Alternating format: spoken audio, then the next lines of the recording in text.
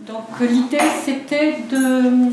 Le mot compassion est souvent mal compris et mal interprété. Et en fait, ce que je voudrais partager, c'est l'expérience de pas mal d'années de médecine, plus de 40 ans, et une expérience de cette association d'accompagnement qui a 25 ans.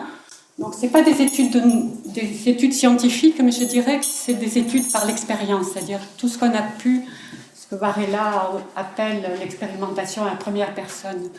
C'est vraiment comment la rencontre avec l'autre, dans la rencontre avec l'autre, l'outil de la méditation. Et nous, on pratique une méditation les yeux ouverts. Je dirais que c'est un peu juste la différence. Et va être en lien très naturellement avec la bienveillance. Je voudrais commencer juste par je vais avoir des diapos très ennuyeuses. Donc ne regardez pas, vous les aurez après dans la Dropbox. Je ne suis pas très douée avec les diapos. C'est juste avoir un support sur des choses qui me paraissent importantes. Méditation, médecine, ça vient d'une racine indo-européenne qui est la med et qui est la même racine que pour méditer. J'ai trouvé que c'était intéressant. C'est un travail, j'aime bien l'étymologie et ça me paraît important de revenir à la racine des mots. Et en fait, avec la notion que lorsqu'on est médecin, lorsqu'on médite, il y a cette notion de se poser un moment avant d'agir. Ça me paraît quelque chose de très important. On a l'idée de la méditation, juste se poser. Il y a cette notion, du moins dans la tradition d'où je viens. Moi, je suis à la fois chrétienne et je suis un parcours bouddhiste tibétain. Il y a cette notion que la méditation, c'est pas juste se poser, faire le repos, c'est aussi pouvoir contempler tranquillement une situation, pouvoir la voir sous différents aspects, mais pas intellectuellement, de cet espace où on est plus calme. Donc ça, avant de se tourner vers l'autre, ça invite à se tourner vers soi. Et pour moi, je pense que la compassion, d'ailleurs dans le christianisme on le dit aussi, et charité bien ordonnée commence par soi-même, c'est comment prendre soin de soi et comment vraiment rentrer en contact avec soi avant de vouloir rencontrer l'autre. Et en même temps, on va voir que c'est comme une respiration. La bienveillance, je vous disais que je suis moi-même bénévole, donc j'appartiens à cette association d'accompagnement. On n'accompagne pas que des personnes en fin de vie. Souvent, accompagnement, c'est lié à fin de vie. Les situations de ce type-là, on accompagne dans différents services, effectivement, gériatrie. On accompagne aussi dans des milieux où il y a des jeunes, puisqu'on accompagne dans des services d'enfants. Et puis, on anime depuis pas mal d'années des groupes méditation en prison. Donc, accompagnement des détenus et avec cet outil de la méditation, un EHPAD et aussi dans des écoles. Et dans bienveillance, il y a cette idée de vouloir bien faire, cet acte de volonté par lequel nous voulons le bien à autrui. Et donc, du coup, pour moi, le lien que je fais avec la compassion, c'est la définition qui rejoint celle que donnait Antoine tout à l'heure, la possibilité de susciter le désir sincère de soulager la souffrance d'autrui. Ce n'est pas simplement ressentir la douleur de ceux qui souffrent, mais l'aptitude intérieure de trouver les moyens pour soulager la souffrance. Et ça, je vais y revenir parce que c'est pas, pour nous du moins dans cette association, c'est pas de vouloir, je voudrais une injonction supplémentaire. On va s'apercevoir que dans cette attitude où on est là avec nous-mêmes, où on est là avec qui est l'autre, on va passer tout doucement du je au tu, et puis on va voir qu'on va passer après au nous, mais ça ne va pas se faire sous le mode d'une injonction. Donc c'est pour ça que mon intervention, je vous ai remis le texte pour ceux qui l'ont lu, développer un élan bienveillant, authentique, et on verra qu'authentique pour nous, c'est inspiré des travaux de Carl Rogers. Ça vous dit quelque chose, Carl Rogers? Et je pense que c'est quelqu'un, moi, qui a inspiré beaucoup de mes études de médecine, même si à l'époque on en parlait très très peu. Et qui a vraiment ce regard sur l'autre, qui est de le voir vraiment toujours, d'être nous-mêmes authentiques, c'est-à-dire être informés de ce qui se passe en nous, pour lui c'était important, et puis ce regard qu'il porte sur l'autre, qui est authentiquement bienveillant. C'est une démarche de soins unique qui requiert patience, douceur, humilité et expertise. Et l'humilité, vous savez que dans l'étymologie du mot humilité, Et humanité, c'est la même étymologie. Et notre humanité, elle trouve ses racines dans cette humilité de savoir qui on est, avec nos forces et nos limites, et aussi comme ça, sur cette base-là, de pouvoir rencontrer l'autre qui est certes vulnérable, mais aussi qui a ses forces. Donc ça, dans l'association, comme on arrive de plein de milieux sociaux différents et spirituels et philosophiques différents, on est habitué à faire plein de ponts et plein de liens avec plein de choses.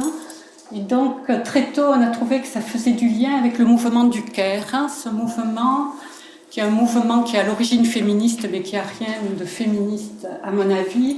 C'est cette notion que le prendre soin de l'autre, c'est juste essentiel pour que l'humanité survive, que même toute existence puisse exister. Vraiment... Alors, la définition qu'en donne du moins Ricoeur, c'est la visée du Caire est de favoriser les relations avec et pour autrui, mais il y a les deux dans des institutions justes. Ça rejoignait ce que j'ai entendu tout à l'heure sur le burn-out, comment aussi transformer les institutions pour qu'elles soient justes et qu'elles ne créent pas plus de pression et d'injonctions contradictoires entre les besoins de rentabilité et en même temps une exigence de qualité de soins qui quelquefois rendent les choses difficiles. Donc c'est vraiment passer du jeu au tu et puis au nous. Mais ça, ce que pour moi me paraît important, c'est comment d'abord prendre conscience de qui on est, de cette rencontre avec soi-même qu'il peut y avoir dans la méditation, avant de vouloir aller vers l'autre et puis se rendre compte que le nôtre et le nous, c'est pas si simple que ça. Donc établir la vue, ça rejoint ce que je vous disais, c'est souvent on est tellement de compréhensions différentes. On arrive avec des univers différents. C'est la seule qui sera drôle, c'est dommage, j'aurais aimé vous le faire plus drôle, de tout le entier. Et puis voilà, c'est un peu... Je suis désolée. Je trouve que ça parle beaucoup plus facilement, effectivement, ce genre de choses. Mais ça, peut-être que vous en avez l'expérience, c'est-à-dire qu'on arrive chacun avec notre vision du monde. Tout à l'heure, j'entendais que quelqu'un avait associé le thème de la conférence avec un autre bâtiment, neurologie, etc., en se disant que ça doit être lié. Ça montre bien que chacun, on arrive avec nos représentations et nos façons de voir le monde, et que personne n'a raison ou tort. Et ça me paraît important aussi. On est dans une société où d'un côté, il y a ceux qui ont raison, d'autres ceux qui ont tort. Il y a ceux qui savent et ceux qui écoutent. Là, en ce moment, par exemple, je suis censée être la sachante, mais vous en savez autant que moi, et bien plus que moi si vous mettiez ensemble, partagiez vos connaissances, on s'apercevrait que moi c'est un epsilon de ce que je sais, donc à quel titre je suis là, honnêtement, je me le demande.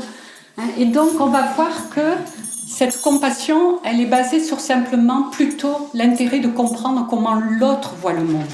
Si je m'intéresse, moi je vois un 6, l'autre me dit un non, un 9, plutôt que de m'opposer ou alors de me dire « je devrais être compassionné ». Non, c'est simplement comment tu vois le monde. Et là, ça change tout. Vous comprenez un tout petit peu ce que je veux dire ? Donc en fait, c'est de la curiosité pour moi, la compassion à l'origine. Du moins, ce mouvement de bienveillance, une curiosité saine. Donc le mouvement du Caire, juste pour le reprendre, il y a une dimension, vous savez le mot care en anglais, on a du mal à le traduire, alors on peut le traduire par prendre soin, mais le mot prendre ne me plaît pas, ça fait penser à la prise en charge des patients, vous savez, c'est quelque chose où on porte pas mal, rien que le mot prise en charge, prendre la parole, c'est aussi quelque chose d'assez vindicatif, donc prendre soin, il y a ce mot prendre qui me plaît pas trop, mais on n'en a pas trouvé d'autres. Et donc, il y a la notion dans le Caire de faire attention, se soucier, mais aussi à la notion de procurer des soins. Et des soins qui soient à la fois des soins de réparation, mais aussi des soins d'entretien. Le Caire, c'est aussi ce que je vous disais, le fait que notre société, elle ne peut fonctionner que parce que dans toutes les circonstances, on prend soin les uns des autres et on fait en sorte qu'il y ait du liant et que les choses... Pour qu'une conférence comme ça puisse se passer, il y a ceux qui sont devant et qui ont l'air de faire le rôle principal, mais il y a tous ceux qui ont pris soin, et des petites mains, et des gens qui ont pris des inscriptions, enfin, qui ont fait des tas de choses sans lesquelles ça ne se passerait pas. Or, qu'est-ce qu'on valorise ? On va valoriser celui qui est devant et qui parle et qui en France doit être brillant en plus, ce qui est une injonction de plus. C'est plus facile dans d'autres pays, comme la Belgique par exemple, hein, effectivement. Et on ne prend pas en compte tous ces métiers juste indispensables pour que les choses se passent. Or, ils ne sont pas considérés, ces métiers. Et on parlait des personnes âgées tout à l'heure, et je suis tout à fait d'accord avec Antoine, comment ces personnes âgées sont très déconsidérées, comment elles n'ont plus de place, sauf si elles sont consommatrices de soins ou de biens. Et tous ces métiers du prendre soin pour que ces personnes puissent vivre dignement encore sont si peu considérés. Ça me fait penser que donc, du coup, dans le mouvement ECOE, on est à la fois donc, une association d'accompagnement, un institut de formation, on forme. Hein. On amène ces valeurs de la bienveillance, de la méditation, de l'écoute, d'une présence à l'autre dans les métiers du soin, mais aussi dans les entreprises. Je pense qu'il y en a besoin, et même dans les prisons, puisque maintenant on commence à être dans la formation des surveillants. Donc c'était pour dire que se prendre soin, c'est pas une nécessité morale, c'est pas une injonction supplémentaire, du moins nous tel que nous l'abordons. C'est juste une nécessité. Sans le prendre soin les uns des autres, sans cette notion de prendre soin et de s'occuper avec bienveillance, je crois qu'on n'irait pas très loin. Hein. Mais en même temps, ça ne s'improvise pas. Oui, il y a un savoir-faire parce que naturellement, on a tendance à se retirer, à protéger notre petite personne et moins se préoccuper de l'autre. J'ai assisté il n'y a pas très longtemps à une conférence Mandate Life à Bruxelles. C'était en septembre dernier, peut-être certains vous y étiez. Power and Care, les liens entre le pouvoir et le care, hein, se prendre soin. Et c'était intéressant de s'apercevoir que chez les animaux, les chimpanzés notamment, les leaders associent à la fois le pouvoir et le care. Et les vrais leaders, ce sont ceux qui ont le plus de care et de prendre soin. C'est-à-dire ceux qui vont maintenir la paix dans le groupe, arrêter les bagarres, soutenir les faibles. Et je me suis dit de nouveau en me disant « Waouh, notre humanité, où elle est née, parce que les leaders n'aient pas cette conscience-là qu'aussi ils doivent développer des qualités de prendre soin plus exceptionnelles que les autres. Donc c'est une nécessité sociale. Et c'est intéressant de voir que dans le bouddhisme, justement, tout l'entraînement, j'y reviendrai peut-être un tout petit peu tout à l'heure, l'entraînement à la compassion, il ne passe pas par une notion de moralité, il passe par une notion de logique. Je vais y revenir. Donc dans le care, ça m'a paru important de juste le signaler, très grosso modo. Il distingue qu'il y a plusieurs phases nécessaires. Et ça commence par d'abord être attentif à l'autre, attentif à la personne qui est devant. Et vous voyez comment la méditation, elle peut permettre, encore plus si on médite les yeux ouverts, d'être vraiment là avec l'autre, informé de ce qui se passe en moi et de ce qui se passe chez l'autre, du moins de l'accueillir, d'être là avec. Juste au passage, le mot négligence, I don't care en anglais, je m'en fiche, négligence, ça veut dire ne pas lier. C'est ce refus de ne pas me lier. Donc l'attention, elle commence par un regard. Poser un regard, mais bienveillant et doux sur l'autre. Et on parlait d'Alzheimer tout à l'heure, on verra que cette capacité à être en lien par le regard, un regard doux, à hauteur d'homme, je dirais, avec l'autre, c'est vraiment un élément fondamental pour rencontrer une personne qui a des troubles cognitifs et des troubles Alzheimer. Parce que c'est comme ça qu'on va rentrer dans sa dimension d'humanité et pouvoir la rejoindre. C'est quelque chose de tout simple, mais quand on fait dans nos formations, dans les formations des bénévoles, on fait des petits jeux de rôle tout simples, on s'aperçoit que par l'effet du stress, par tout ce qui nous encombre la tête, on est préoccupé, vous savez, déjà occupé, et du coup notre esprit n'est pas là, et du coup on n'est pas dans la rencontre, et on ne voit pas l'autre. Donc tout le travail, pour moi, préliminaire, c'est vraiment décider d'être là avec nos vulnérabilités. Oui, on n'est pas tout puissant non plus, oui, on peut avoir le trac, oui, on peut se sentir faible et vulnérable, mais tant mieux, ça va me mettre sur le même niveau d'égalité que l'autre. Mais en même temps, je ne suis pas que ça. Donc reconnaître la réciprocité, c'est ça. Moi aussi, je peux être vulnérable et soignant, et on le verra tout à l'heure. On a nos forces, mais aussi nos faiblesses, et autant le reconnaître plutôt que de le fuir. Donc l'autre, quelque part, l'autre, il me renvoie une image de moi où il est comme moi, il est vulnérable, mais aussi comme moi, on le verra avec Carl Rogers, comme moi aussi, il a des capacités ou des capabilités, comme on dit dans le mouvement du CARE. Et puis, il y a la responsabilité de se connecter à l'autre. Donc, c'est une fois que j'ai établi cette connexion, c'est si je me rends compte qu'il y a souffrance, c'est la notion de responsabilité. Qu'est-ce que je peux faire? Ou comment être déjà avec l'autre pour pouvoir vraiment être utile de quelque façon que ce soit. Et à ce moment-là, quelles compétences je peux mettre à disposition, mais pas dans l'idée de l'aider, de l'assister. Et ça, c'est un point important dans le mouvement du CARE, et c'est important pour moi dans la compassion. C'est trouver la façon de lui redonner toute sa dignité. Donc j'ai tendance à faire ça, qui est ce mouvement de comment permettre à l'autre de se relever. Oui, il arrive, quand il est malade, il arrive avec une notion qu'il est en difficulté, qu'il est en souffrance physique, psychique, quelle que soit la souffrance. C'est pareil avec les détenus, ils arrivent avec des souffrances immenses, et c'est pareil avec tous les métiers où on est en relation. Mais en même temps, comment je pourrais rejoindre l'autre là où il a des forces? Et c'est là où je trouve que Carl Rogers me paraît important, quand il dit de voir l'autre toujours en potentiel de développement. C'est-à-dire aller voir où sont les forces de l'autre. On a une tradition où on va toujours sur ce qui ne va pas. Non, depuis qu'on est tout petit, tu as encore mis un S, tu as oublié de mettre un S au pluriel, ou tu as oublié de faire tel accord, on va toujours pointer ce qui ne va pas. J'en ai pris vraiment conscience, je suis mère de 5 enfants, et j'en ai pris conscience quand un de mes enfants, qui n'eut pas forcément des gros troubles scolaires, mais qui avait des problèmes un petit peu de dyslexie, avait fait vraiment des efforts pour apprendre sa dictée, pour se préparer à sa dictée, et les accords du participe passé. Vous savez, en français, le verbe avoir, ça s'accorde avec le COD, mais le verbe être avec le sujet, enfin, juste les trucs un peu compliqués. Donc, il s'était focalisé sur ça pour vraiment réussir sa dictée. Et il est revenu, je lui disais, ça s'est bien passé, oui, je crois que j'ai tout bien fait. Puis quand il a eu sa note, il avait 0. Donc, il était effondré. En fait, tous ses accords étaient justes, mais par contre, tellement d'attention à ce que les accords se fassent bien, il avait oublié des S et des choses toutes simples qu'il savait aussi.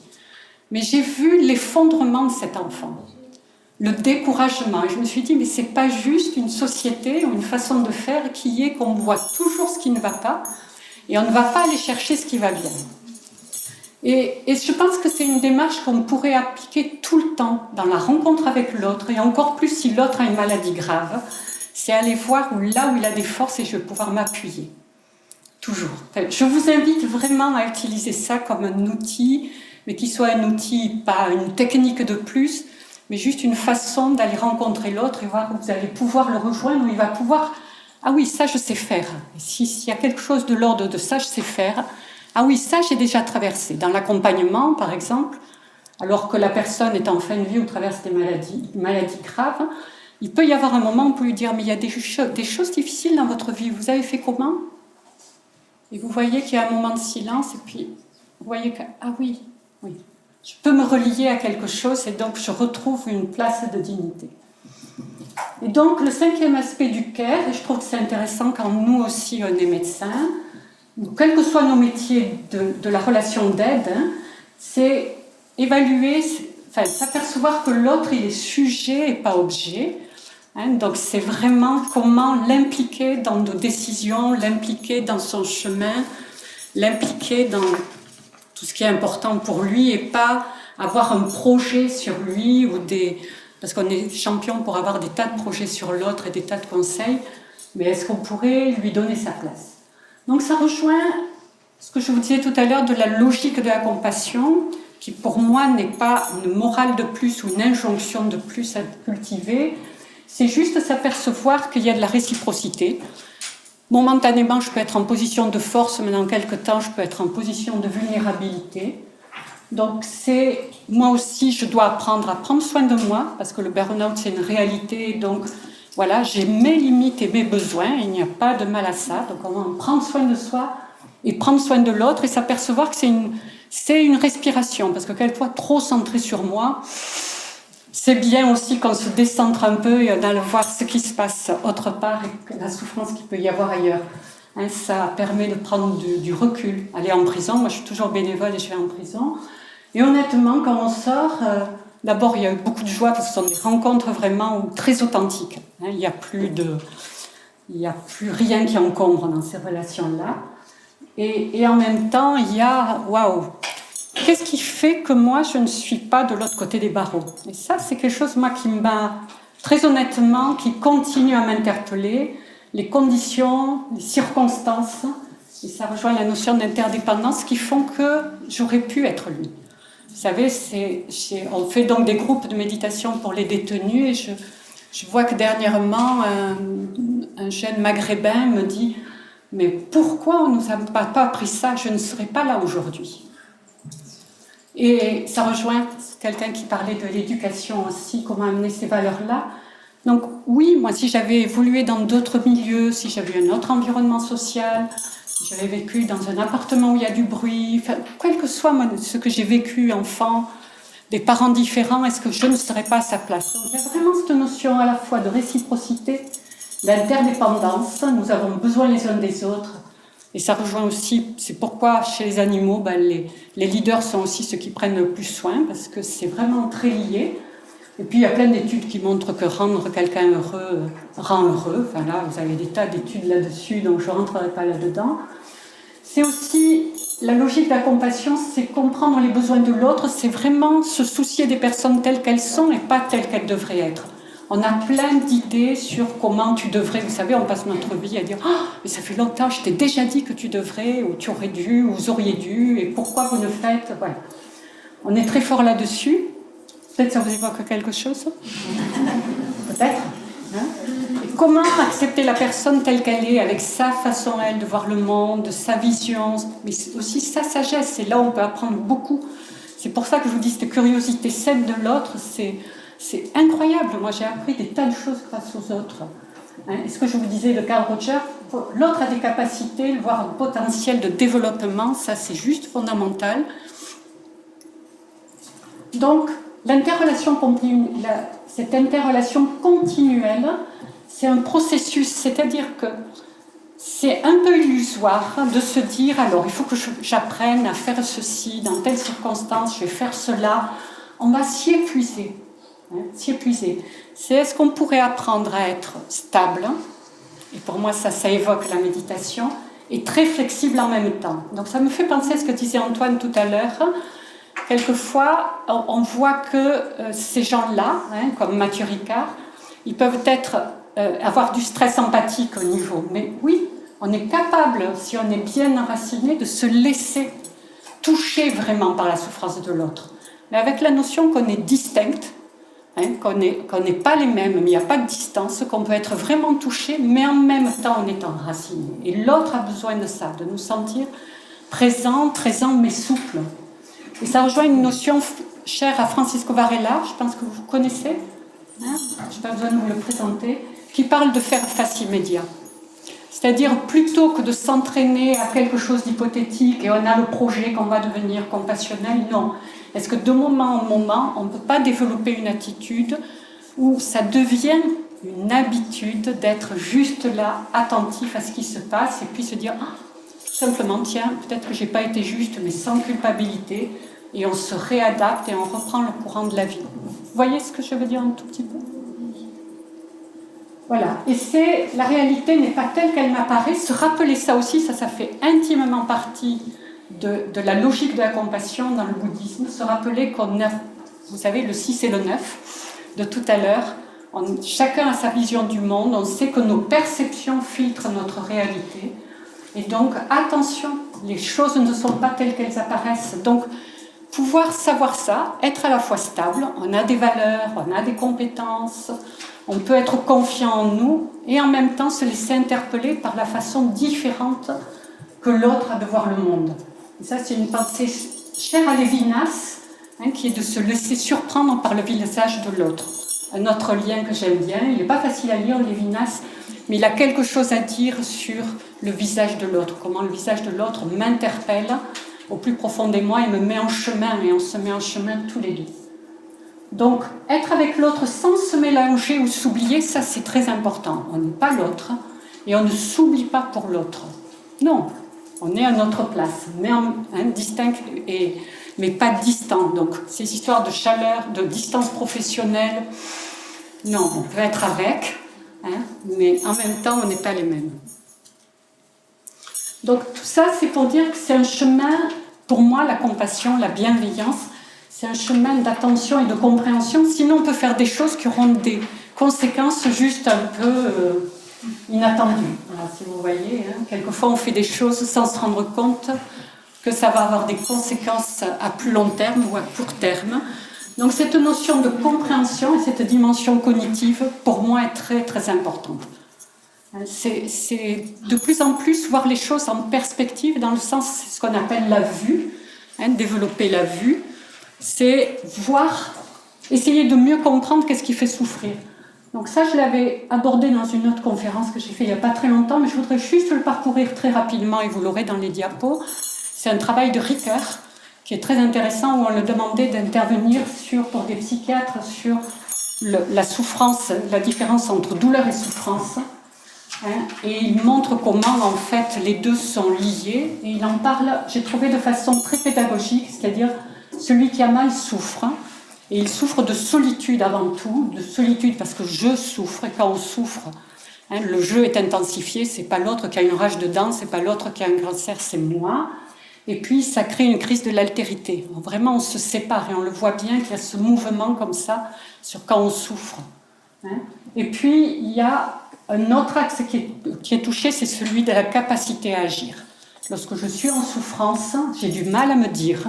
Et on voit bien que quelquefois, la rencontre avec des patients ou avec des personnes en souffrance va être difficile parce que les mots, on a du mal à mettre des mots dessus et ça a du mal. Le chemin de la plainte est un chemin difficile et quelquefois, justement, ça va se traduire de façon malhabile, qui peut nous agacer lorsqu'on n'a pas de temps ou lorsqu'on n'est pas disponible. La personne a du mal à faire, elle endure sa souffrance, ça l'épuise. Et on sait que dans les maladies chroniques, c'est quelque chose de terrible sur l'incapacité à faire, parce que tout leur univers est centré autour de la douleur. Les difficultés à se raconter et se comprendre, et on voit bien que le chemin, on le voit dans l'accompagnement, comment le récit permettre à l'autre de raconter sa vie, c'est quand même quelque chose qui lui permet de se réunifier, de se comprendre et du coup de moins souffrir. Nos bénévoles sont formés beaucoup à ça, à écouter le récit. Et la difficulté à s'estimer, c'est-à-dire il y a perte d'estime de soi. Donc on comprend vite que l'autre, il a besoin de liens, il a besoin d'être relié. Relié, c'est quelque chose de très très important. Relié à soi, relié à l'autre et relié à plus vaste. De s'ouvrir, Voilà, donc d'où nécessité d'une présence ancrée de sollicitude. C'est un mot, moi, que j'aime bien, la sollicitude. C'est vraiment d'être écouté en tant que personne et pas écouter que la maladie. C'est comment on pourrait écouter la personne et arrêter d'écouter juste les symptômes. Elle a plein de choses à nous dire. Moi, j'ai eu un maître en médecine quand j'étais vraiment dans mes études, 3e année. Et en sémiologie, qui me disait « Blanc, il faut que tu apprennes à écouter ». Et ça m'est resté. Parce qu'il, lui, il écoutait vraiment l'histoire de la personne. Et il ne s'intéressait pas juste au reçu d'examen biologique et à juste l'enquête étiologique de la maladie. Et ça m'a beaucoup servi. Et puis, il a besoin de confiance. Il a besoin de sentir qu'il peut nous faire confiance. D'où l'idée d'être bien ancré. Mais il a besoin aussi qu'on lui fasse confiance. D'où l'idée de ce regard bienveillant. Bienveillant, c'est aussi montrer à l'autre que non, oui, d'accord, c'est terrible. Mais peut-être, ça me fait penser peut-être à une très jolie histoire. Donc, Leslie est psychologue dans une institution de soins de support, c'est-à-dire qui accueille des personnes après des cancers. Et là, ils accueillaient une jeune femme de moins de 35 ans qui venait d'accoucher quelques mois avant avec un cancer métastase à la colonne vertébrale et donc une paraplégie. Et donc, vous voyez, obligatoirement donc, mais peut-être vous pouvez imaginer comment l'équipe là était surtout de femmes bien sûr, avec des enfants jeunes, pouvait être très touchée et bouleversée, Leslie elle-même qui venait d'accoucher peu de temps avant, psychologue, par cette histoire d'une femme qui ne pouvait pas marcher, qui venait d'accoucher. Donc vraiment, c'était tout le monde évitait, ils ont reconnu de parler vrai. Ils disaient, est-ce que je vais remarcher? Et juste que c'est impossible de dire à quelqu'un ça. Et ça avait beaucoup bouleversé Leslie. Elle est venue faire une formation. Nous, on ne fait pas des formations à la méditation, on fait des formations où, je vous dis, on fait pas mal de jeux de rôle et on essaye de voir quel est l'intérêt d'avoir une posture. Voilà, comment on peut développer une posture, sentir à travers un jeu que suivant l'attitude qu'on va avoir avec l'autre, ça peut permettre la rencontre ou bloquer la rencontre. Et donc, après une formation, elle me dit, tu sais, je ne l'ai pas calculé, mais je me suis entendu dire, je ne sais pas si vous remarcherez, mais je sais que vous vous remettrez debout.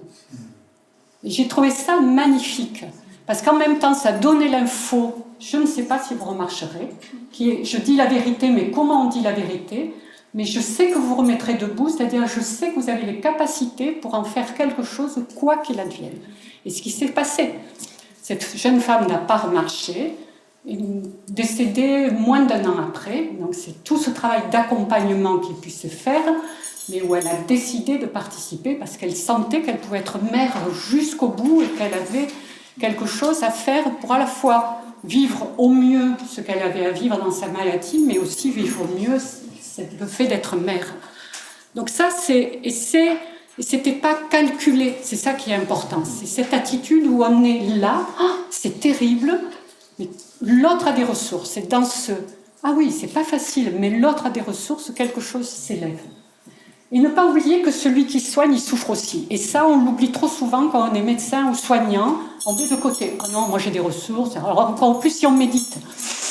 Ah non, quand même, je médite, donc... Vous voyez, c'est pas possible désormais. Donc c'est, oui, nous aussi, attention, on en a parlé au danger de contagion émotionnelle, attention à la notion de responsabilité, lorsqu'elle est la notion de prise en charge, je porte, et on porte trop nos patients. Je pense on pourrait s'appuyer plus sur la capacité, et ça me fait penser à une autre histoire d'une jeune femme, donc on fait des formations transversales avec le personnel soignant, c'est-à-dire on forme en même temps des équipes entières du chef de service au personnel d'accueil, et c'est une jeune femme qui est venue me dire, elle me dit, tu sais Cathy, je me suis rendu compte que désormais je ne faisais plus mes toilettes de la même façon. Donc elle travaille en service de cancéro, dans le centre anticancéreux de Rennes, de Nantes. Donc des patients qui ont des plaies, qui sont douloureux lorsqu'on fait la toilette. Et elle me disait, avant la toilette, souvent, c'était difficile, ça prenait du temps, et les patients étaient douloureux parce qu'il faut faire la toilette. Et là, depuis que j'arrive, et je me dis, voyons, je me rends disponible pour la personne, et vraiment, j'utilise cette façon d'être désormais là, présent, complètement présent, mais en même temps en me rappelant que l'autre a des capacités, donc je m'entends dire, vous pourriez m'aider à ça, est-ce que vous pouvez faire ça? Elle me dit, les toilettes, non seulement se passent plus vite, mais ça je ne l'avais pas recherché, mais elles se passent plus harmonieusement, et c'est toujours que ça finit par un merci. C'est-à-dire, c'est un soin, elle me dit, c'est un soin complet. Simplement dans cette façon d'être présente qui fait que les mouvements sont beaucoup plus doux et plus harmonieux, mais aussi on a la notion que l'autre peut nous aider. On ne le porte pas tout, on ne fait pas tout, est-ce que vous pourriez? Et c'est étonnant comment l'autre se sentant pris comme une personne et pas comme un malade, ça change complètement les relations. Vous comprenez ce que je veux dire? Et puis, nous aussi, on est impuissants parfois à agir. C'est très difficile lorsqu'on ne sait pas quoi faire, lorsqu'on ne guérit pas, lorsque même on n'arrive pas à soulager. Peut-être que vous en avez l'expérience, et je trouve que c'est très douloureux, ou qu'on a du mal à comprendre qu'est-ce qui se joue, une histoire compliquée. Et donc, nous, les soignants aussi, on est mis en difficulté face à celui qui souffre. Et donc, l'éthique de l'accompagnement, c'est vraiment prendre soin de soi et prendre soin de l'autre. De l'autre et de soi, honnêtement, c'est les deux. C'est accompagner, et accompagner, vous savez, ça veut dire cheminer avec, être compagnon de route. Donc moi, j'aime bien la notion d'accompagnement. Et c'est possible vraiment tout le temps, c'est un état d'esprit. Et arrêter de porter. Donc ça veut dire comment développer une écoute qui demande encore une fois l'ancrage de la méditation. Une écoute qui est ouverte. En méditation, il y a à la fois, on le reprendra peut-être tout à l'heure, il y a à la fois ce premier temps où on laisse l'esprit se déposer, mais quand l'esprit se dépose, il devient plus clair. Et donc on comprend mieux, on entend mieux, on voit mieux, et on a plus conscience de ce qui nous entoure. S'appuyer sur la relation, je vous l'ai dit, donc ça crée une dynamique créatrice, et c'est là où on est créateur. Parce que ce n'est pas à nous de trouver les solutions, mais à deux, on est plus intelligent à deux que seul, ça c'est évident, c'est sûr. Et prendre soin de soi, c'est vraiment être en congruence avec ses valeurs. Donc ça demande que nous, soignants, on s'interroge sur nos motivations. Et quelles sont nos valeurs, nos motivations, vraiment. Et en même temps, quels sont nos besoins. C'est pour ça que je vous ai mis la bienveillance n'exclut pas la fermeté. Pas parce que l'autre est malade qu'il faut se laisser envahir par la demande de l'autre. Il y a des fois où il faut mettre des limites, dire non, non, je suis désolée, je ne suis pas là ce week-end, ce sera mon collègue qui vous verra. Par exemple, je vous dis ça parce que j'ai une amie cancéro qui vivait très très mal le fait de ne pas être disponible tout le temps à ses patients, et donc oui, elle lui disait « Ah, si quand même vous allez trop mal, je reviendrai, j'habite pas très loin ». Et puis voilà comment on se fait, c'est bienveillant a priori, mais ça marche sur sa vie, sur le besoin de ressourcement, sur la vie de famille aussi.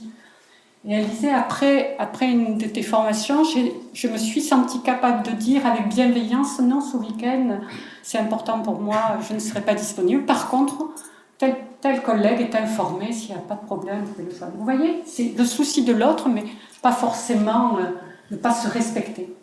Et je vous ai remis humilité, humanité, c'est vraiment, vraiment important, cette humilité. On n'est pas tout puissant, ben oui, il y a des choses qu'on ne saura pas faire, je crois qu'il faut savoir dire nos limitations et faire confiance à ses compétences. Plein d'études ont montré aussi, qui me paraissent intéressantes, que dès qu'on est plus calme dans son esprit et déposé, on a beaucoup plus facilement accès à nos compétences, à nos mémoires, on sait plein de choses. Mais quelquefois, par l'entassement de préoccupations, de soucis, de plein de choses, on n'y a plus accès et c'est dommage, on le sait déjà. Donc pour moi, dans les formations, j'aime que les gens s'aperçoivent qu'ils peuvent revenir à leur savoir. Ils savent des tas de choses, ils ont une richesse incroyable et c'est vraiment dommage de ne pas l'utiliser.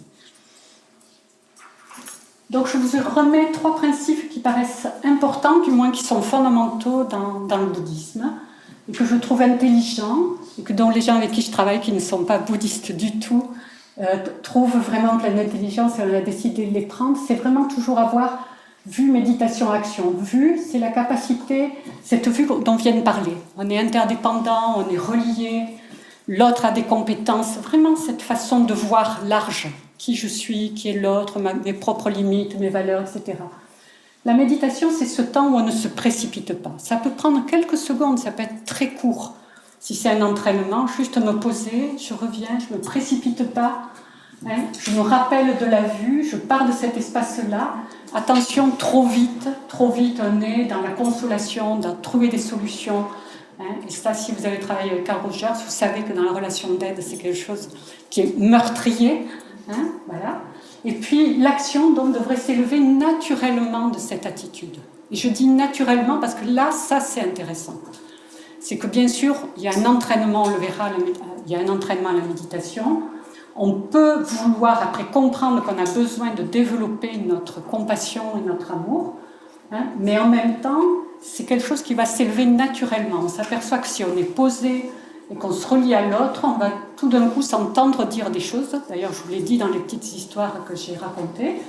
On va s'entendre dire ou se voir faire des choses qu'on n'avait pas préméditées. Donc ça s'élève naturellement d'une rencontre authentique avec l'autre. L'autre, je l'ai mis à A majuscule, ça me fait penser à Lévinas, c'est sur cet autre qui me renvoie à moi et qui ouvre plus vaste en moi. Donc c'est un apprentissage. La compassion, c'est une nécessité, enfin, du moins c'est ça que j'ai essayé de vous dire, et un apprentissage. Dans le bouddhisme, et j'ai vu qu'Antoine le notifiait, ce mot Lojong, il y a la notion d'entraînement de l'esprit à la compassion, mais qui se base sur cette logique de la compassion dont je vous ai parlé, c'est-à-dire cette compréhension et cette vue, avec la notion que compassion et sagesse sont toujours liées. Antoine parlait des 2 ailes de l'oiseau. Les 2 ailes de l'oiseau, c'est cette notion que compassion et sagesse. C'est-à-dire, à la fois, l'autre, il a une intelligence, et on a une intelligence faite pour penser, et comment l'utiliser pour voir mieux et comprendre mieux la réalité de l'autre et la mienne, et en même temps, ce désir de soulager.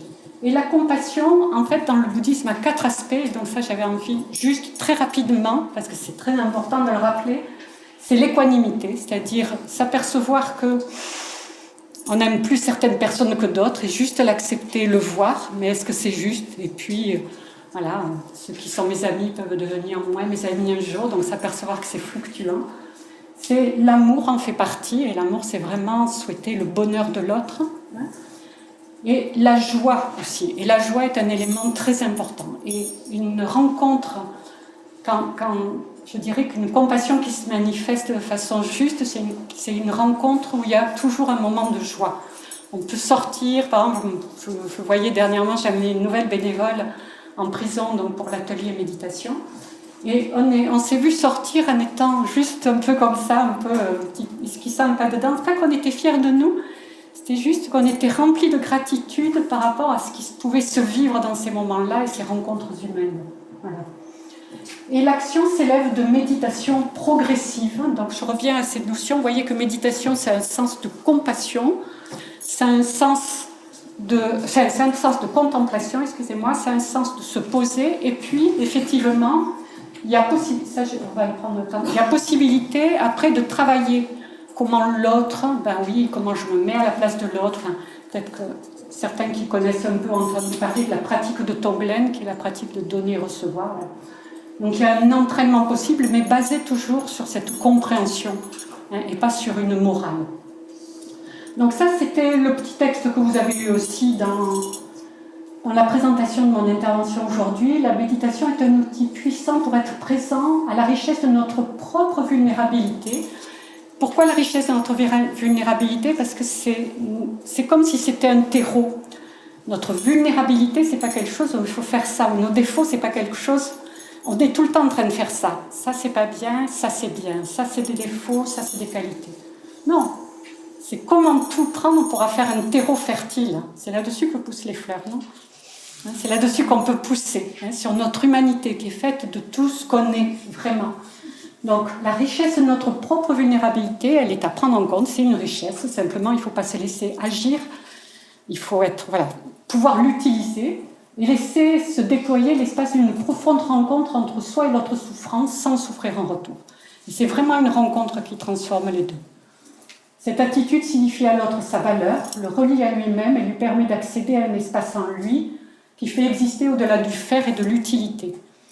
Et ça me fait penser, j'ai écrit cette phrase-là parce que il n'y a pas très longtemps, une amie cancéro me disait qu'ils avaient reçu une personne qui était en demande d'euthanasie parce que, maladie très évoluée, quelque chose... Alors, c'était pas une sclérose latérale amyotrophique, mais c'était une maladie où vraiment il y avait une perte énorme de moyens physiques et même au niveau élocution, de capacité à entrer en relation et tout ça, et elle demandait à être euthanasiée. Donc, ils ont discuté pas mal. Premier temps, avec un premier médecin qui lui dit de toute manière, vu l'évolution de la maladie, il n'y en a pas pour longtemps, c'est pas la peine de demander à partir en Suisse. C'était une façon de botter en touche pour éviter la discussion. Donc Véro y est allé quelques temps après, parce que bien sûr c'était pas très satisfaisant comme réponse, et puis la personne était toujours vivante, et ils ont essayé d'explorer ensemble pourquoi cette demande, quel effet ça pouvait avoir sur l'entourage. Et puis, est-ce qu'elle avait des choses encore qu'elle avait envie de faire? Elle a ouvert des pistes de réflexion comme ça, mais sans jugement, sans ni c'est bien, ni c'est pas bien, et en disant, s'il y a besoin, on fera tout pour vous aider, pour que ça... Même si c'est pas dans... Donc, c'était cette attitude ouverte d'être avec l'autre. Et donc, elle lui a dit, écoutez, on se retrouve très rapidement, si vous voulez, dans moins de 48 heures, on refait un point toutes les deux.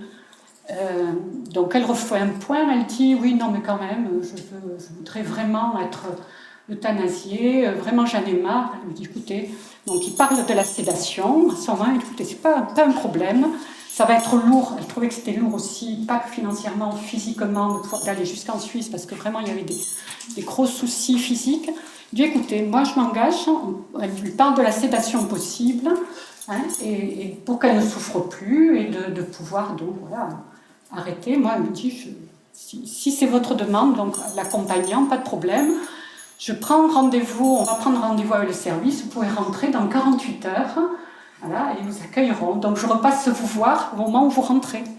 Voilà, vous dire au revoir. Bon, c'est leur accord. Elle repasse 48 heures après, il dit Madame Blanc, Madame Antel, bah, non, elle n'est pas là. Ah. Donc elle appelle et elle entend au téléphone.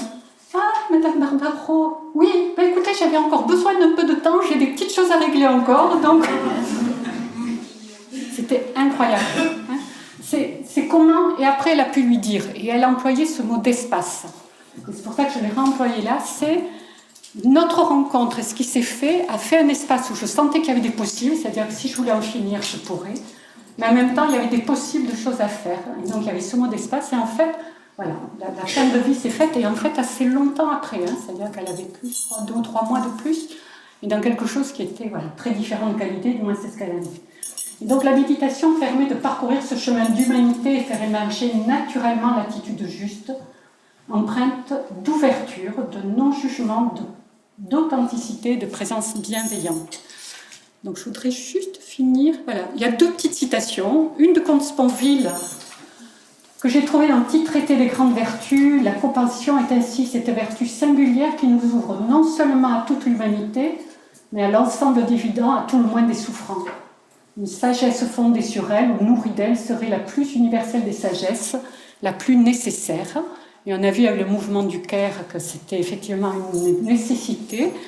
Et puis pour moi, parce que j'adore Teilhard de Chardin pour plein de raisons différentes, celle-là qui est galvaudée, qu'on connaît, mais auquel je crois beaucoup, parce que c'est quelque chose qu'on expérimente depuis 25 ans dans l'association. C'est un jour quand nous aurons maîtrisé les vents, les vagues, les marées, la pesanteur, nous exploiterons l'énergie de l'amour. Alors, pour la 2e fois dans l'histoire du monde, l'homme aura découvert le feu. Mais encore une fois, c'est cet amour qui n'est pas cet amour « je dois aimer », qui est l'amour empreint de tout ce que je vous ai dit avant. Voilà.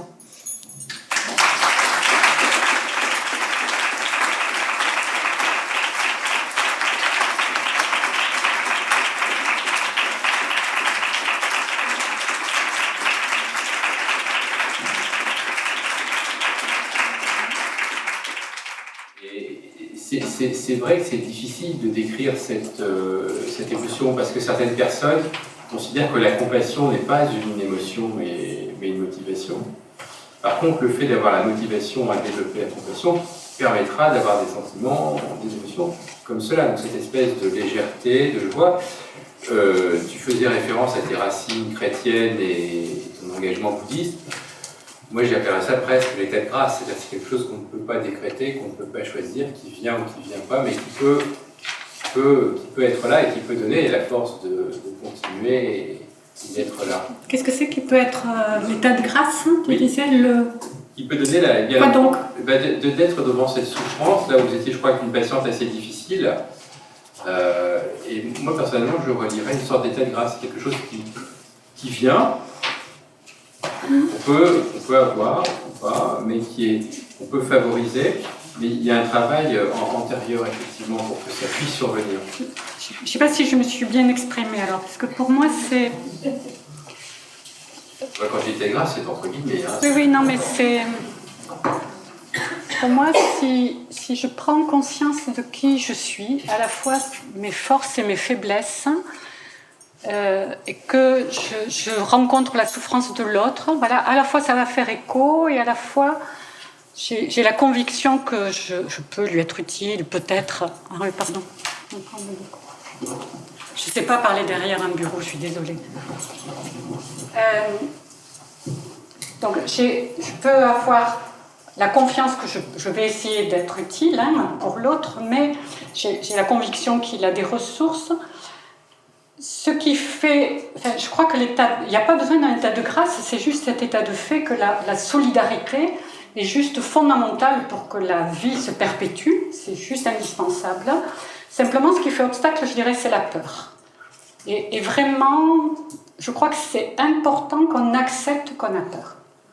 Je suis bénévole, donc ça me paraît important de continuer à être bénévole, donc d'avoir un moment où je suis juste à main nue, je dirais. Je n'ai pas d'étiquette médecin, pas d'étiquette madame ceci ou cela. On ne sait pas qui je suis, donc j'arrive à main nue devant l'autre. Et oui, il y a des moments de peur. Oui, il y a des moments où quand je vais frapper à la porte, c'est pas facile, et je vois mes injonctions de la tête critique, ouais, tu médites, ouais, tu médites, voilà. Et comment accepter cette humanité, cette peur? Et je crois que c'est que ça, la souffrance de l'autre fait peur. Je vois, j'ai une maman Alzheimer, on est 5 enfants, et comment chaque enfant a une relation différente avec elle, parce que certains, il y a beaucoup de peur. Les représentations, ce que c'est cette maladie, la perte de repères, l'intelligence qui n'est plus la même, c'est une autre intelligence. Et comment le fait de la peur de certains, de mes frères ou d'une sœur, ça peut faire obstacle dans la rencontre. Donc je crois que ce qu'il y a à travailler, c'est la peur. Après, on a tous cette capacité, et je crois que c'est les personnes qui se croient le moins compassionnées qui quelquefois le sont plus. Parce que justement, elles n'ont pas d'attente par rapport à elles-mêmes, elles ont quelque chose de beaucoup plus, de beaucoup plus naturel, de beaucoup plus simple, beaucoup plus direct. Elles n'ont pas cette idée dans la tête de je devrais être comme ceci ou cela, c'est presque naturel cette compassion, cette bienveillance. Donc pour moi, s'il y a un travail à faire, c'est sur nos peurs, nos représentations qu'on a sur nous, toutes les injonctions qu'on a reçues depuis qu'on est petit, tout ce qu'on nous demande d'être, d'incarner, de porter. Encore plus, on a des étiquettes, un médecin, c'est une étiquette de plus. Voilà, des représentations de plus. Ça répond ou c'est pas assez à côté ou... Non, ça répond très bien. Et on est tout à fait d'accord. On va là où c'est le plus difficile. C'est ce que tu as fait avec cette il y a le travail sur la peur. Et je pense que le mot état de grâce est mal choisi. Mais je fais référence au vécu émotionnel qui est très, très particulier, qui est difficile à décrire. On est dans ce champ de la compassion. Donc, le mot état de grâce est peut-être mal choisi, mais c'est ce qu'on peut vivre. Tu parles de fluidité ? Je parle en termes de ressenti dans son corps, en termes d'émotion. Comment c'est à ce moment-là, voilà. C'est une question ouverte. Hein, c'est une question ouverte. Alors, mot de grâce, peut-être, ça évoque le mot fluidité. La fluidité, c'est quand les choses, on est plus centré sur soi, on est plus centré complètement sur l'autre. C'est des sportifs de haut niveau en parlent quelquefois, hein, comment en fait c'est fluide et du coup les choses se font. Quoi. Une connotation trop religieuse. Il faudrait trouver un autre mot. Je ne sais pas. Peut-être. Je ne sais pas. Je voulais juste témoigner sur une expérience qui m'avait marquée. C'était sur un patient, alors pour le coup c'était en adulte. C'était un monsieur de 70 ans qui avait une polyarthrite, qui avait une leucémie et il a fait un syndrome de Guillain-Barré. Et donc j'allais le voir, mais plutôt à titre personnel parce que je le connaissais depuis longtemps. Et donc pendant des jours, vous avez l'alphabet, parler avec lui, c'est juste le syndrome de Guillain-Barré, je pense que tout le monde connaît, quand ils sont dans un sarcophage, il y a juste la paupière, passer le doigt sur ABC et on met un quart d'heure pour dire 3 mots. Le syndrome de Papillon, merci. Et puis une fois, j'arrive à lire, enfin ça a duré super longtemps, et en fait la phrase c'est « je veux mourir ». Punaise. Alors pourtant, on sait qu'un syndrome de Guillain-Barré en général, ça prend du temps, mais bon, il avait 70 ans, il avait des séquelles de sa polyarthrite, etc. Puis je vais quand même voir les collègues de Réa, tout ça, en disant non mais là vraiment, on a beaucoup bossé en soins palliatifs sur des demandes d'euthanasie. On sait que si on écoute bien la demande, en fait, des fois c'est pas une demande de mort, c'est une demande d'autre chose. Et que si on y répond, la demande elle s'éteint d'elle-même. Et là même moi, je me dis non mais là vraiment il est dans un état, mais j'en pouvais plus de le voir dans cet état-là. Et vraiment, c'est juste que le réanimateur m'a dit cette phrase qui est évidente, mais qui du coup m'a marquée, qui résonnait avec ce que vous disiez. Il me dit Leïla, tant qu'il est vivant, c'est qu'il y a plus de choses qui marchent encore que de choses qui ne marchent pas. Et moi, j'avais fait un focus. Franchement, pendant des semaines, il n'y a rien à part la paupière qui clignote. Je me dis qu'il n'y a plus rien qui fonctionne, c'est plus possible. Voilà. Et pour autant, je me suis pris un peu une claque quand la collègue réanimatrice m'a dit ça. Elle m'a dit Leïla, il y a encore plus de choses qui fonctionnent, et là, tu es en train de focaliser sur ce qui ne fonctionne plus. C'était il y a 2 ans, monsieur va bien, il reconduit, je le vois, ça fait plaisir. Je crois qu'on est dans une société où on focalise sur ce qui apparaît surtout.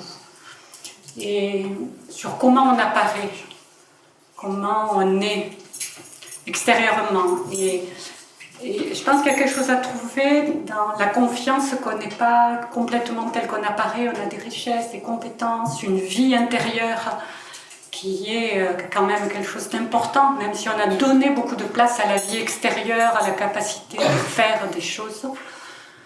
La capacité à être, c'est quelque chose que je pense, à laquelle il faudrait redonner de la place. Oui, mon parcours a fait que j'ai eu beaucoup de chance, beaucoup de chance. J'ai un papa qui est suite à une erreur médicale, mais c'est normal dans les familles de soignants, il y a beaucoup d'erreurs médicales, on est en premier.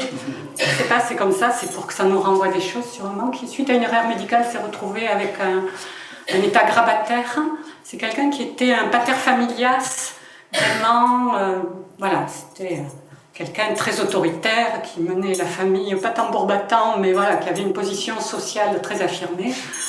Il venait d'arriver juste à la retraite, mais toujours des activités sociales de haut niveau, dirigeant plein de choses. Et ayant toujours dit, il avait vécu des choses difficiles, déportations et des choses difficiles, ayant toujours, si un jour je ne peux plus faire, je me flingue. Et il avait trop un port d'armes, voilà, qu'on avait oublié, mais qui était toujours là. Et quand il a eu ça, ça a été vraiment... En même temps, je vous ai dit, je suis une famille chrétienne où la chrétienté, voilà, on a eu beaucoup de chance, peut-être nourrie d'autre chose que le catéchisme habituel. Et en fait, j'ai vu comment cet homme mettait sa foi, pas dans une croyance d'un au-delà, mais comment vivre l'instant présent. Et ça, c'était juste incroyable, quoi. Vraiment incroyable comment... Alors, je lui ai verbalisé un jour, papa, quand même... parce qu'il se plaignait de ne pas pouvoir faire des choses. Il avait un petit fauteuil électrique. Là, il lui restait une main qu'il pouvait utiliser. Et après, il était dépendant pour tout, hein, même pour manger. Il lui dit, tu te rappelles que tu avais dit que tu préférais te supprimer? Il m'a dit, ah ma fille, entre ce qu'on pense quand on est jeune et ce qu'on pense quand on vit les choses. Hein. C'était pas un grand bavard, hein, c'est quelqu'un qui est vraiment pas un grand bavard.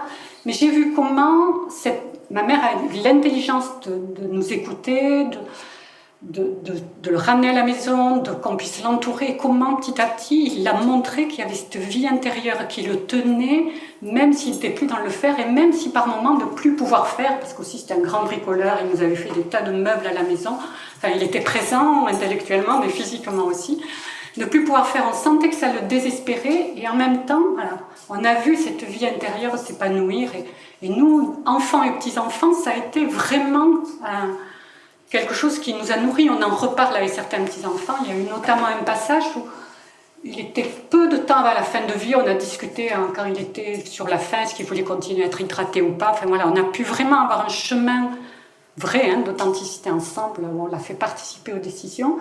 Et c'était quelques temps avant sa mort. Le corps devient douloureux. Nous, on n'avait pas la notion qu'il allait mourir, hein. Pas si vite, mais le corps devient douloureux et les soins, les toilettes étaient douloureuses. Et puis voilà, on avait pris, comme souvent il fallait le changer et tout, il y avait plusieurs d'entre nous, même si on était en retrait dans la chambre, on était là pour l'accompagner, discuter. Il disait, oh, on va pas arrêter les discussions parce qu'on vient me faire la toilette. Voilà, on n'avait plus. Donc on était toujours en retrait, pas forcément près du corps, mais maintenant le lien. Et donc je me rappelle, j'étais avec une de mes filles, et puis il y avait deux autres petits-enfants qui étaient tout petits là. Voilà, et on discutait, l'infirmière fait le soin, et à un moment qu'on le tourne, il dit « Ah !» et dire qu'il faut traverser tout cela pour rentrer dans l'humanité. Vraiment, voilà, le corps était meurtri, et on sentait que... Et c'était pas un grand philosophe, hein, il disait ça. C'était juste, on sentait que c'était le travail fait comme un travail d'accouchement. On parle de travail, on arrive à mettre au monde... On sentait que ça mettait au monde autre chose. Et je ne vous dis pas qu'il faut aller chercher la souffrance pour ça. N'entendez pas ça de mon intervention, surtout pas, ça serait catastrophique. Mais c'est pour dire qu'à tout moment, quelque chose peut se faire et se travailler. Mais le travail, voilà, c'était une épreuve autrefois de torture, donc c'est un mot bof. Mais quelque chose peut s'approfondir dans la rencontre qui fait que ça fait toucher une dimension qui est juste incroyable. Que l'autre ne nous soupçonne pas et que nous, on ne nous soupçonne pas. Parce que nous... Je dis, moi, ma fille, on a reparlé il n'y a pas longtemps, des petits-enfants, on est nourris de ça, de cette possibilité. Et c'est pas toujours comme ça, il y a des fois où il y aura des fins très difficiles, douloureuses, et c'est comme ça, il n'y a pas de jugement à avoir, de ces possibilités d'en faire quelque chose. Donc du coup, quand on est avec l'autre, c'est pas que tu dois en faire quelque chose, surtout éviter la bonne mort avec nos idées comment il faudrait mourir et que l'autre devrait mourir, surtout pas. Mais en même temps, on sait que voilà, il y a un champ immense de possibles et on est juste là à danser avec les circonstances. C'est pour ça que je vous disais cette notion pour moi qui est importante d'être ancré, d'apprendre à être ancré. Et la méditation pour moi est une façon de le faire. Et puis cette réflexion profonde sur la vie, le sens, qui est l'autre, etc., voilà, qui fait qu'on peut établir une confiance dans ce qu'on pense et après se laisser porter par la rencontre. J'aurais une question à propos de la distance, être distant et distinct. Dans les études médicales classiques, je crois, puisque moi je ne suis pas médecin, on apprend que souffrir de la souffrance d'autrui ne soulage pas la souffrance d'autrui. Et donc, comment est-ce qu'on peut, sur le plan cognitif, appréhender cette juste distance? C'est une question. Encore une fois, mais c'est théorique, mais encore une fois, je crois que ce n'est pas une distance, c'est être distincte. Et encore qu'être distincte, c'est à la fois cette conscience que je ne suis pas l'autre et que si je veux lui être de quelque utilité, j'ai intérêt à être là en possession de mes moyens, c'est-à-dire vraiment stable, le plus intelligent possible. Donc, j'ai fait des études pas pour rien. Est-ce que je peux trouver le bon médicament si je suis médecin, ou le bon conseil, ou la bonne adresse, enfin, quoi que ce soit, quoi. Lui être utile, pas forcément moi, mais mon réseau, mes connaissances. Donc, j'ai intérêt à avoir un esprit calme, posé, le plus ouvert possible pour essayer de comprendre l'univers de l'autre, parce que voilà, ma compréhension est la mienne et pas la sienne. Donc, c'est cette idée de me rapprocher pour comprendre l'autre tout en sachant que je ne serai jamais l'autre. Donc je suis distincte, mais en même temps me laisser toucher parce que c'est comme ça que je vais comprendre sa détresse. Parce que c'est pas parce que l'autre a un cancer que je sais ce dont il souffre. La représentation que j'ai moi de la souffrance physique ou de ce qu'est un cancer et de ce que ça induit, c'est mon histoire et c'est pas la sienne. Et on peut être étonné que ce qui met à mal les personnes, c'est pas la même chose que ce qui me met à mal moi. Donc c'est important d'aller explorer ce qui fait souffrir l'autre. Et je peux être très étonnée, donc plus de distance, mais distincte. Qu'est-ce qui vous... Racontez-moi. Voilà. Osez être là, à main nue. Racontez-moi. Et pourtant, dans l'intervention d'Antoine, on a vu que c'était les mêmes zones qui étaient activées. Oui. Oui, donc, les mêmes zones les mêmes zones au niveau de l'empathie, mais il y a en même temps, c'est ce qu'il disait, on ne l'a pas exploré, je crois qu'il y a quelque chose, quand on travaille sur cette compassion illimitée, on sent bien qu'on n'est pas évaporé. En même temps, il y a une notion qu'on est vraiment sur la Terre. Hein, la Terre qui nous tient, qui nous soutient, qu'on est là vraiment et pas séparés. J'ai souvent été entendu, et on en a réentendu aux Jeux Olympiques, des témoignages de sportifs de haut niveau, quand je parlais de fluidité tout à l'heure. Quand, à un moment donné, ils ne font plus qu'un avec l'épreuve, ça peut être l'arrivée d'une piste de ski, ça peut être le trou au niveau du golf, on le décrit beaucoup au niveau du sport comme le golf, le ski, ça peut être aussi dans des épreuves intellectuelles, où à un moment donné, toutes nos compétences, mais il n'y a plus de séparation entre moi et l'objet à atteindre, il n'y a plus de séparation entre moi et le problème, on ne fait plus qu'un, c'est fluide, hein, c'est cette notion de fluidité. Et là, on sent bien qu'à la fois, bien sûr, on n'est pas mélangés et en même temps, on n'est pas si séparés que ça. Et là, les choses se passent, c'est là où les sportifs réussissent, quoi, hein, où la balle arrive parfaitement dans le trou, où on réussit, et dans une rencontre, il peut y avoir cette saveur-là, où il n'y a plus le « moi j'aide » et « je vous aide », c'est juste « je suis là, ouvert », et quelque chose se passe qui me dépasse, et quelquefois il va vous dire « ah, c'était trop bien ce que vous m'avez dit », et honnêtement, vous ne savez plus trop ce que vous avez dit, parce que ça s'est élevé naturellement. Mais ce n'est pas qu'on a dit n'importe quoi non plus, ça s'élève de tous ces savoirs accumulés. Et heureusement qu'on a fait des études, parce on sait des choses, on a des compétences. Et c'est comme si toutes nos compétences savaient s'articuler à ce moment-là pour donner le meilleur d'elles-mêmes. C'est ça que je trouve incroyable. Donc l'apprentissage est important. C'est pour ça qu'après, c'est comment créer des nouveaux... ça ne suffit pas d'avoir compris, c'est maintenant comment on le met en œuvre. C'est pour ça que dans le bouddhisme après, on trouve la notion d'entraînement. Une fois qu'on a compris et que ça nous plaît, qu'on est en accord, on s'entraîne. Après, si on n'est pas d'accord, on passe à autre chose. Alors justement, comme tu as parlé du Tonglen, qui est une pratique tibétaine, est-ce que tu pourrais, je pense que tout le monde ne sait pas ce que c'est, en dire 2 mots? Il y avait une question là-bas, j'essaye de m'échapper. C'était pas une question, c'était juste pour souligner ce que vous disiez. Et donc ce que les sportifs décrivent, et spécialement les golfeurs, ils appellent ça la zone, voilà, qui est l'expérience de flux décrite par Mihaly Csikszentmihalyi, enfin je sais pas si voilà. Donc c'est juste pour souligner ce que vous disiez, parce que moi j'ai la grande chance de m'occuper de l'apprentissage mental de sportifs. Et donc voilà, cette expérience de flux décrite par Mihaly Csikszentmihalyi, voilà, le flux, qui est ce que les golfeurs appellent la zone, et qui est vraiment une espèce de communion entre soi et le reste qu'on retrouve dans le zen et l'art du tir à l'arc. Voilà, et c'est vraiment et ce que moi j'ai aussi parfois en hypnose avec des patients où voilà, il y a quelque chose qui passe, on est dans ce même espace parce qu'on met en action ce que le regretté décédé l'an dernier François Roustan appelait la perceptude.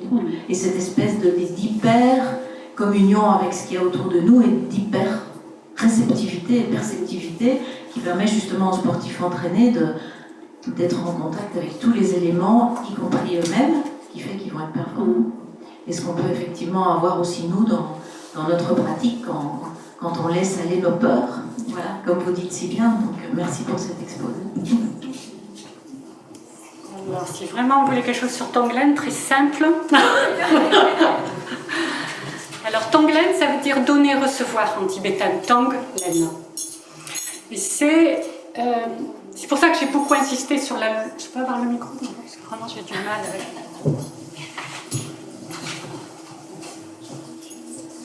C'est pour ça que j'ai insisté sur la logique de la compassion. La pratique de Tonglen ne part pas d'un vouloir. Ne part pas d'un je voudrais, voilà, ce jeu, on travaille beaucoup sur le jeu. Je dirais ce jeu qui... Il y a un jeu sain, je dirais, et puis il y a un jeu peut-être pas très sain. On travaille sur ce jeu beaucoup avant de démarrer la pratique de Tonglen. C'est une pratique qui arrive après un long entraînement. Donc d'abord, on a établi la méditation avec les 2 phases, qui est la méditation du repos et puis la méditation qu'on peut traduire par vision claire, pas qu'on a des visions, mais juste que l'esprit étant plus déposé, il voit mieux les choses. Donc c'est à la fois centré, au départ on se centre sur un objet, comme la respiration, et puis petit à petit, vraiment l'esprit se pose de façon plus vaste extérieurement, mais intérieurement aussi. Voilà, c'est à chercher dans les 2 dimensions, je dirais, parce qu'on n'est pas tel qu'on apparaît, on a une profondeur, une vastitude. Chacun selon vos représentations, vous le faites avec vos mots à vous, j'espère que je me fais comprendre. C'est de cet espace-là où on sait qu'on a une dimension en nous qui est sagesse, qui est compassionnée, qui a ses capacités à aimer, mais au-delà d'un vouloir, mais aussi qui a une profonde générosité, mais aussi une profonde sagesse. C'est de cet espace-là qu'on pratique. Et dans la pratique de Tonglen, on fait juste le contraire de ce qu'on aurait tendance à faire habituellement. C'est-à-dire habituellement, on souhaite s'éloigner de la souffrance et on souhaite prendre tout ce qui pourrait nous faire du bien. Et c'est simple, c'est ce qu'il faut faire pendant très longtemps, au moins de se séparer de ce qui nous va bien. Donc dans un premier temps, dans le bouddhisme, il y a moi ce qui me paraît du bon sens, c'est vraiment nourrir, arroser les bonnes graines, nourrir ce qui est bon en nous, nos capacités, se faire du bien pour établir cette confiance, mais pas une confiance fabriquée, s'apercevoir qu'on a des capacités. Vous comprenez un petit peu ça? C'est vraiment cet espace en nous, je ne sais rien où il est, où on a nos potentiels et on sent qu'il y a quelque chose de profond. Ça, c'est à nourrir. Et c'est de cet espace-là, après, qu'on peut souhaiter, c'est un entraînement de l'esprit, souhaiter prendre la souffrance de l'autre, pouvoir la transformer dans cet espace-là et vouloir lui rendre ce qui peut l'aider. Donc je dirais c'est le même mouvement qu'une mère ou une grand-mère. Je suis grand-mère, je vois comment ça peut être, je suis grand-mère, c'est trop bien. C'est comment, dans ces moments où un petit enfant peut être vraiment avec un immense chagrin, simplement d'accueillir ce chagrin, d'être là, sans forcément faire autre chose que d'accueillir, hein, vraiment d'être comme ça, accueillant, ça transforme. Ben, je dirais que Tonglen, c'est ça, c'est pouvoir accueillir le chagrin, vraiment, et souhaiter que ça puisse encore plus ouvrir notre cœur et que ça ouvre notre intelligence à, au moins dans... C'est une pratique d'aspiration, hein, c'est-à-dire on travaille beaucoup au niveau de l'aspiration avant de le mettre en action, que ça puisse nous ouvrir à la souffrance de l'autre et trouver les moyens pour le rejoindre et l'aider. Donc c'est une pratique où, très concrètement, on le fait sur la respiration. Donc une fois qu'on s'est établi dans cette confiance en nous, on a la capacité à être là avec et ne pas se laisser détruire par la souffrance, une fois qu'on sent qu'on peut. C'est à l'inspiration, on imagine que l'autre, sa souffrance, tout ce qui traverse de difficile, on prend quelqu'un de concret. Et au début, j'aime bien la sagesse du bouddhisme, on prend quelqu'un qu'on aime bien.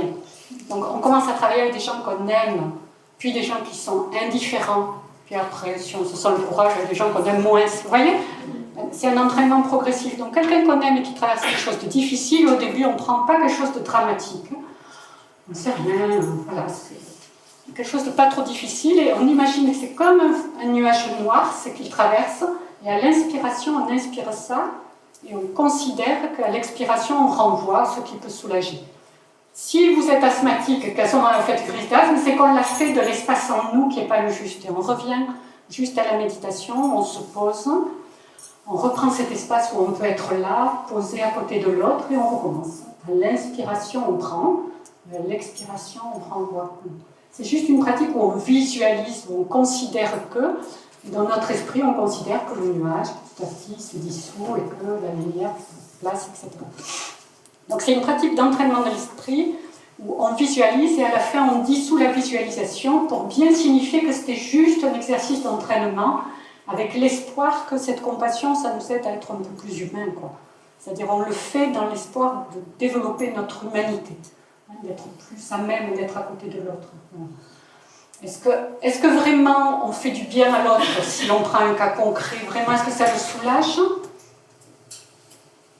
Je crois que oui, mais c'est à chacun d'en faire l'expérience. Mais au moins, si ça nous fait du bien à nous, c'est déjà bien dans le sens où si ça nous ouvre, quoi, ça nous rend plus humains, c'est déjà une pratique. Ça répond à la question? Poursuivre dans la distance avec le corps, est-ce que vous pouvez nous en dire un mot quand on est soignant ou voilà, quel que soit, quid du corps aussi dans la juste distance, enfin, voilà, est-ce que, et dans l'accompagnement bienveillant, quid du corps entre le corps du patient et notre propre corps de soignant? Alors après, je pense qu'il faudrait le travailler de façon très... Je pense qu'on est chacun différent. Pour moi, il n'y a pas de règles, je ne crois pas aux règles. Parce qu'on est chacun différent dans nos corporalités, dans la relation, dans le toucher, dans plein de choses. Moi, je dirais déjà qu'il faut juste réaliser que quand on se met derrière un bureau, ça a un sens. C'est pas que c'est bien ou que c'est mal. On écoute quelqu'un derrière un bureau, on a mis un espace entre lui et nous. Et encore une fois, ce n'est ni bien ni mal. Pour moi, la méditation, c'est mettre en conscience ce qu'on fait. Mettre en conscience. Donc, il y a des fois où on aura envie de mettre le bureau autrement, de laisser une ouverture. D'autres fois, on a besoin de cette fermeture. C'est quelque chose qu'on travaille beaucoup avec les managers, par exemple. Parce que dans le management, c'est important aussi, cette relation à l'autre, même physique. Donc il y a déjà ça, comment on se positionne dans nos bureaux, dans nos salles d'examen, etc. Et puis, il y a aussi la notion que quand on rentre en conscience de ce qu'on fait, naturellement, les gestes sont plus doux. Je fais faire beaucoup de petits exercices très courts, de quelques secondes, voire un maximum, c'est 3 minutes, donc c'est vraiment très court. Mais on peut sentir que faire un geste qui s'élève d'un espace où je suis préoccupée, d'un geste qui s'élève d'un espace où je me rends disponible, en 2 secondes, j'expire et je me rends disponible, le geste n'est plus le même. Donc le même geste qui peut être de tendre la main peut être très différent, peut être un geste un peu brutal, peut être quelque chose qui déjà est empathique. Le regard, si on n'a que l'idée qu'il faut poser le regard, ça peut être un regard un peu inquisiteur, et qui peut faire ça, ou ça peut être un regard qui va chercher l'autre. Et puis, se rendre compte qu'il y a des gestes, et ça, on le travaille, par exemple, avec, si on s'occupe de personnes qui ont des maladies type Alzheimer, on se rend compte que dans nos gestuels, souvent on a des gestuels très agressifs. Par exemple, on va prendre quelqu'un et on va le prendre en mettant la main comme ça, un étau sur le bras. On va le répéter. Et puis, alors qu'on peut développer des gestes qui sont beaucoup plus, hein, qui descendent comme ça, qui descendent doucement vers l'autre. Mais c'est quelque chose, une fois qu'on en a pris conscience, c'est pas que alors il faut que je descende vers l'autre. C'est pas les il faut, c'est on se regarde faire. Voilà, en étant conscient, c'est ça la méditation. Je suis en conscience, voilà, tiens, l'autre fait des grimaces, peut-être que c'est tout. Je fais ce que j'ai pu, c'est pas j'aurais dû, non, juste voilà, je note que l'autre grimace et je reviens à moi. J'essaye de me détendre et naturellement mes gestes vont devenir plus doux. Donc c'est pas comment je trouve, et ça va se faire naturellement, parce que si après on est attentif, on voit bien qu'avec certains patients je me rapproche. Eux, ils essayent de se lever sous nous, mettre la main, par exemple, quand on l'examine, on voit bien, hein, ils viennent, ils se lèvent, quoi. Hein. Oui, j'en veux plus. Et puis il y a ceux qui, très discrètement, vont faire ça. Donc vous allez sentir la distance. Il y a des gens où il faut, par exemple, le regard, attention, hein, j'ai une amie japonaise qui me disait le regard, c'est bien beau, Cathy, mais dans les traditions japonaises, attention, le regard non. Donc ne faites pas de normes de quoi que ce soit. C'est juste, on a expérimenté que ça peut. Et puis on est assez attentif pour dire ah non, là c'est pas ça. Non, mais sans jugement. C'est pas j'ai pas bien fait, c'est là c'est pas ce qui est adapté. Et donc naturellement on va trouver ce qui est juste dans le regard, dans le contact, dans la distance physique, la proximité, la qualité du toucher. Et c'est là où je dis il faut se faire confiance. On sait, on a une sagesse en nous, même si on l'a jamais appris, on n'a fait aucun cours qui sait. Qui sait dans la mesure où on est conscient et on accepte du feedback de l'autre. Mais sans culpabilité. Le problème, c'est que, je fais la grimace, je n'ai pas dû bien le faire. Vous voyez, on a tout ce petit vélo qui se met dans la tête qui fait qu'on coupe la relation avec l'autre à ce moment-là, hein, parce qu'il y a ce petit vélo, et en plus, on s'en met une coupe alors qu'on est là pour faire du bien à l'autre. C'est idiot. C'est juste, tiens, peut-être qu'il faut s'y prendre autrement. C'est comme si on danse au début, moi j'aime bien le tango, mais si on danse le tango avec quelqu'un de nouveau, maintenant il ne danse pas comme avec un autre partenaire, donc il va y avoir un temps d'adaptation pour trouver comment il danse, comment être. Vous voyez, c'est vraiment tout cet ordre-là. Ça répond à...